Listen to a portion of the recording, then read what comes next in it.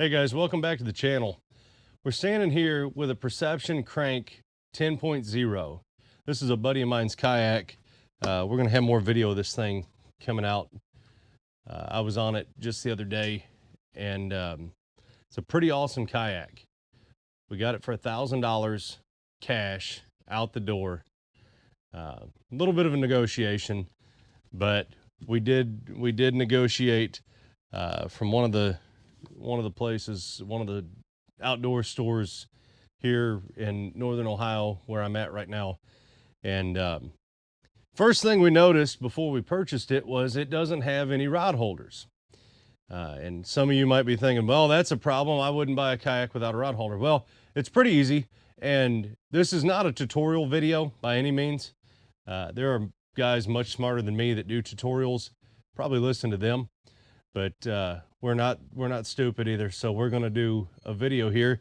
I got on Amazon and I ordered these, and I will put the links to everything that you see in the description, but maybe not the Milwaukee marker. But we ordered these tracks on Amazon. These are 10-inch tracks, and we got 2 of them.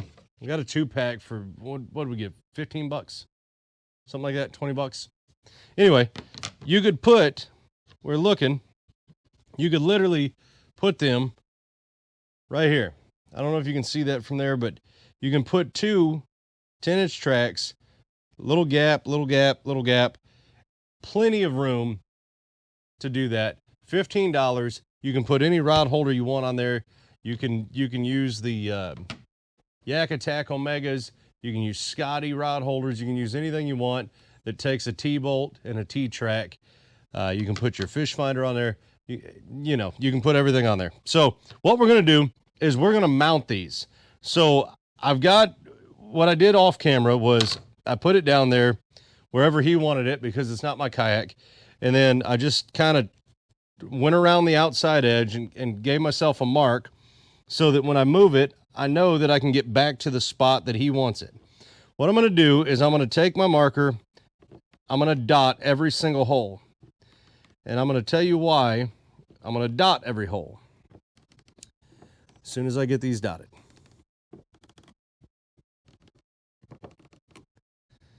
Because we have goop.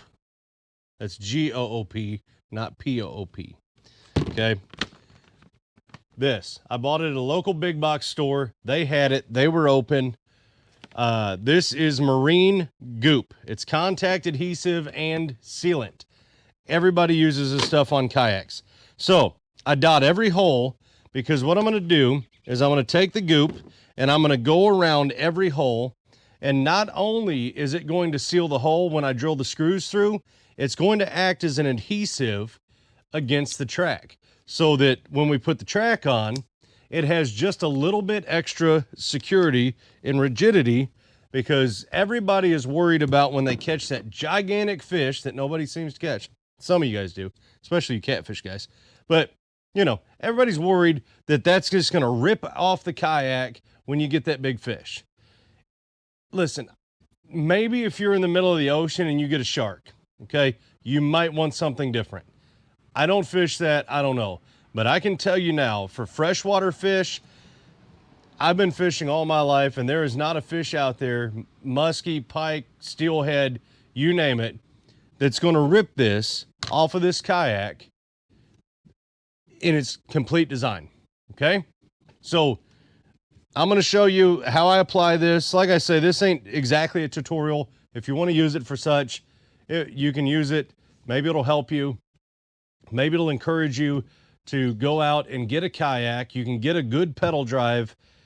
This is a prop drive kayak. It has instant reverse. It's pretty incredible. I've been on it. But you know, if that's what you can get, go get one. Don't listen to those guys all over YouTube. Of course, I'm here now telling you, but don't listen to those guys on YouTube that tell you, oh, that's not good, that's not stable.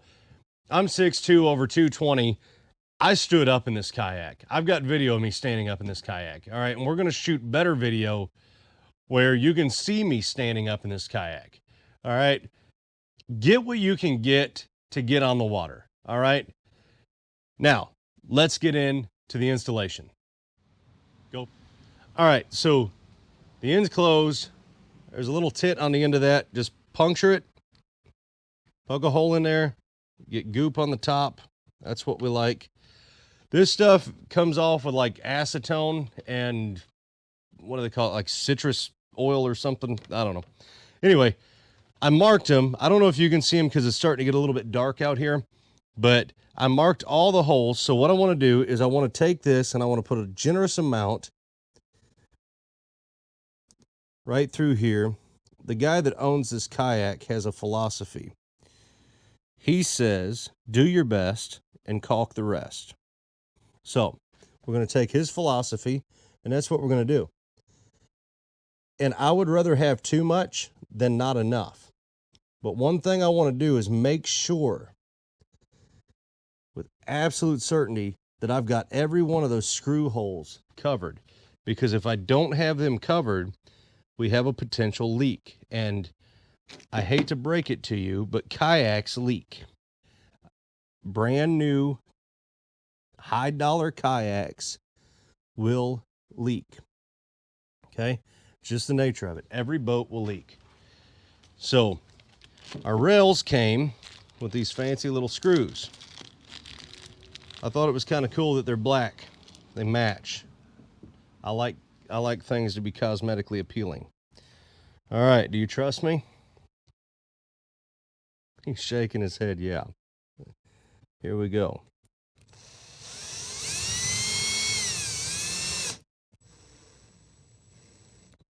You don't want to strip it. That's the most important thing, is you do not want to strip that hole out. If you strip the hole out, you're going to be doing rivets because you're going to be stuck. So what I like to do is I like to get one on each end. You can do however you want to do it, you know, for your kayak. I like to do this because it keeps things square. It keeps things symmetrical and it holds things in place. Okay, and we are not sponsored. I want to mention this. We are not sponsored by any of these companies, any of these parts. This is solely what we have purchased with our own money. If they want to sponsor us, we'll be happy to take their sponsorship, but we are not sponsored by anybody. This is our money. We're just some guys that love to fish. And by the way, I have the kayak sitting up on sawhorses. You can put it on a table, you can put it on sawhorses, whatever you choose. But I recommend that you get it up to where you can work on it and not like have to work on the ground. That's kind of a nuisance. It's a pain in the neck. I just dropped a screw, which I'm really good at. But good news is they're black, so they'll show up in the dark. It's a joke. It's going against concrete. We'll find it.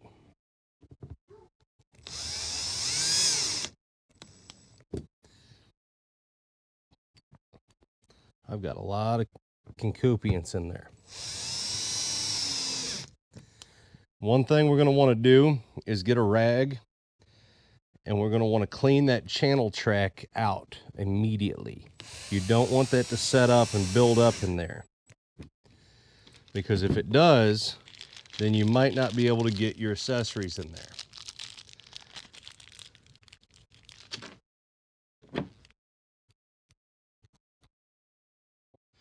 All right, so we're just going to take this, go in here. We're going to just clean all of this adhesive out of here. You can see I've got a lot on there. I've made a mess. I'm really good at making messes, though. Most people that know me know this. But while it's wet, we're going to just try to clean all that out. That way we don't have any trouble getting our accessories in there. And like I say, you can scrape it. Like, some of it's tedious. You might have to take your time with a razor. You might have to take a rag with some paint thinner, acetone or something on it. And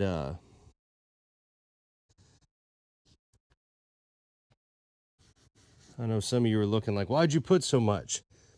Because I want it to kind of help glue it down, and I would rather clean the excess out than to not have enough. But right now, every screw is covered in this stuff. I mean, it's kind of messy. You don't want to get this on your clothes. I don't, if maybe if you've ever dealt with silicone, caulk or something, you don't want to get that on your clothes, because that stuff doesn't really come off. But here we go. We'll let that set up.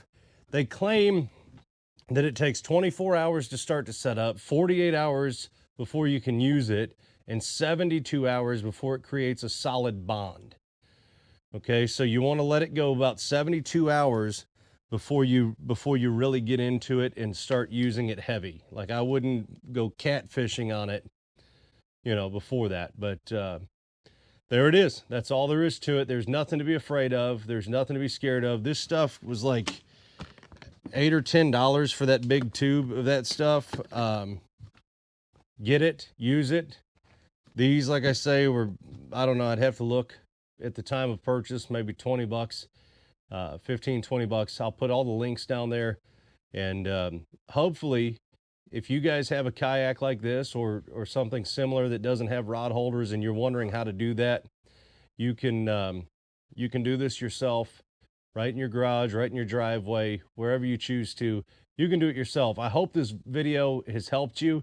We're going to do the other side. You saw one. It's going to be the same thing for the other side.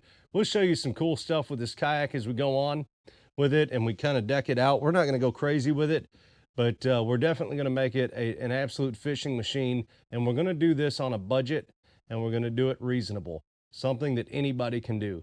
So I hope it's been a benefit to you. Please like and subscribe so that you can be notified of future videos, and we'll see you next time right on the water.